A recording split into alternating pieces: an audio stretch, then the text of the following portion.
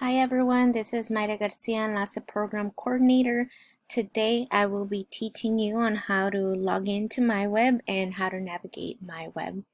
To get started, you will need to be in the EVC website, and then you will need to scroll down and find the quick links section, which is right under here, and it'll be in alphabetical order, so scroll down to the M section, and here is MyWeb.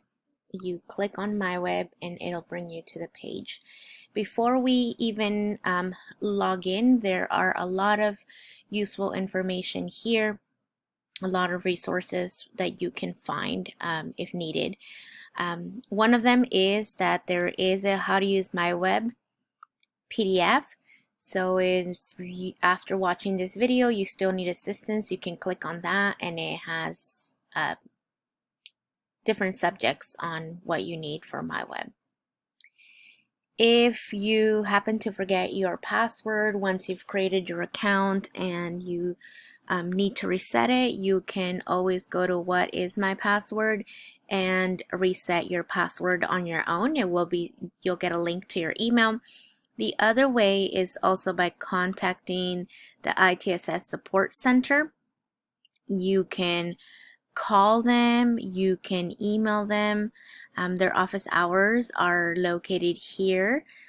Make sure that you have your EVC student ID number ready because you will need that in order for them to reset your password.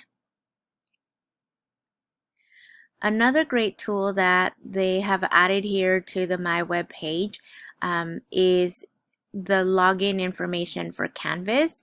So it'll directly take you to Canvas so you can log in. It's another way to register for classes. You select them and then select Express Registration, and then automatically will bring you onto MyWeb. But let's go ahead and get started. If you click on Login, it will bring you to the login page and it will ask you for your user ID. So let me just let you know that this is not referring to your EVC student ID number. A lot of students sometimes get confused and they start typing in their 7-digit student ID number, and that's not the case for here. Here it's specifically asking for the user ID, which will be the first 2 letters of your first name, the first 2 letters of your last name, and the last 4 digits of your student ID number. So for example, my name is Mayra, so it'll be M-A, the first 2 letters, and the last name is Garcia, so it'll be G-A. And the last 4 of my student ID, I will write 1, 2, 3, 4. And that is my user ID. And this user ID will be the same every single time. And it is also the same user ID that you use to log into Canvas. So one less thing that you have to remember. And the password will be different though. So for your password, if this is the very first time that you are logging into MyWeb, it'll be your 6-digit birthday. So the month, day, and year. So if your birthday, say, was January 1st, 2010, then you will put 01 for January, and then 01 for the day that you were born, and then 10 for the year you were born. So 01, 01, 10. And that is the 6-digit birthday number for your password. You'll then hit submit.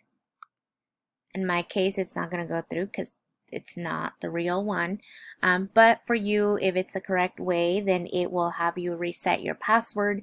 It'll ask you again for the user ID, which it'll be the same one you put, and then it'll say old password, so you'll put your birthday again, and then it'll ask you for a new password, which you will create.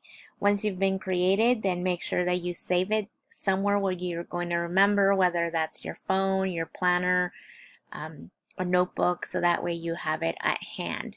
So once you've logged in, it will bring you to this page, and it'll once again show you this resource page here. So you're always going to go to students, unless you happen to become an employee of the district, like if you do work study or a department on campus hires you, then you will go to employees to log in your hours. But other than that, you always go to students.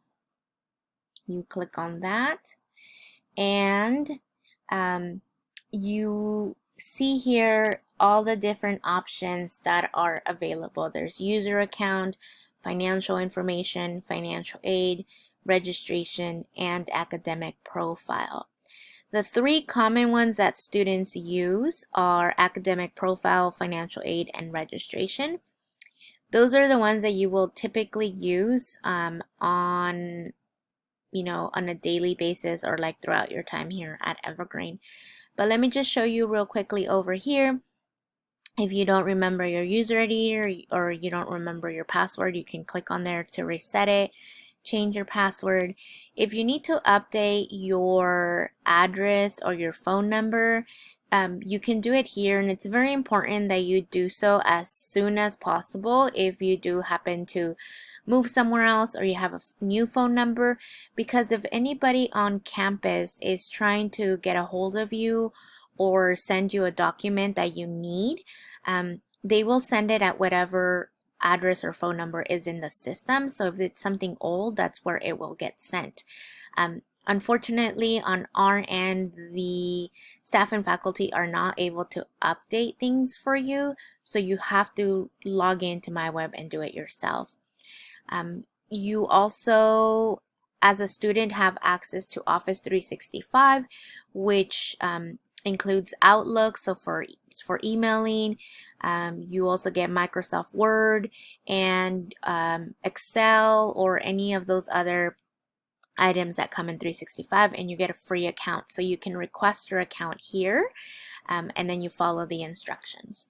For financial information, you can make payments here. If you say you don't qualify for financial aid and you need to make a payment, or even if you do qualify for financial aid but you need to pay the $39 that is not covered by the California Promise Grant, then you can make that payment here. You can see how much you owe per semester.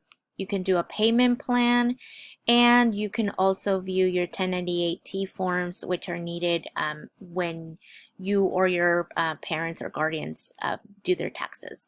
And as I mentioned, that one of the top threes that students mainly use is the financial aid section. This is a self-service, so you click on here. It brings you to a different page, which will include all your financial aid information on here. This is from last year, so but the information will be the same. So on here, you're able to view your checklist if everything is completed, if you've turned in the FAFSA application, if you've completed the required documents, if your application was reviewed already by the financial aid office.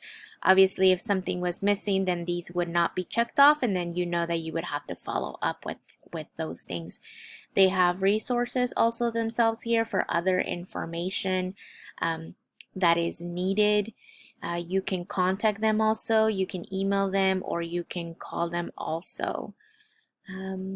And the other thing is, obviously you could change, this would be changed by year, so you need to make sure that you select the correct year. We're on the 2020-2021 year. But here's the tool that is the most important. So if you click on financial aid, you'll see these options. If you clicked on award letter, that's where you will be able to see what funding you are getting for the entire year, and they break it down per semester. So you're able to see if you're getting any Cal grants, Pell grants, if you are receiving the California Promise grants, all that information that most students tend to need. If you go down here under registration, that is the one that you will be needing every semester. As I had mentioned earlier, one of the systems that I use with students is the schedule planner. That seems to be the easiest, but also using this system right here, register for classes. There are multiple ways to register for classes. I always tell students, find the one that fits best for you and that works for you. For me, in assisting students, I have found the schedule planner and this section, register for classes, to be the best. Register for classes would be used if you specifically know which class is it that you want to register for. So you would click on register for classes, express registration, and then if you should know the reg IDs already. And so in this case, I want to select the English 1A with enlace, so I know the reg ID already. I hit submit and it will show it right here. So this is the one that I want. And then I will hit register, or I can choose to be waitlisted also, because this class is already full. So I want to be waitlisted. So I hit that and then I hit submit, and then it should go through.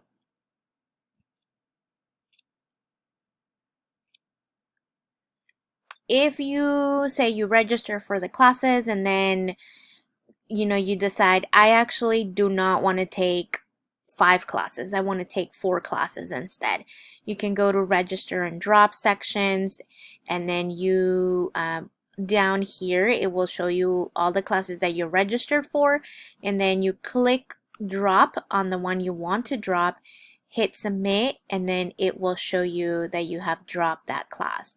To confirm if you have dropped that class, you can always go to under academics, you can go to my class schedule, fall 2020, submit, and it will show you all the classes that you are registered for. We go back again over here. One of the other things that students can do, you can do here, if you do happen to get on the wait list for a class, you can go to where is it? Register for sections, manage my wait list, and on here you will see what you are on the wait list for.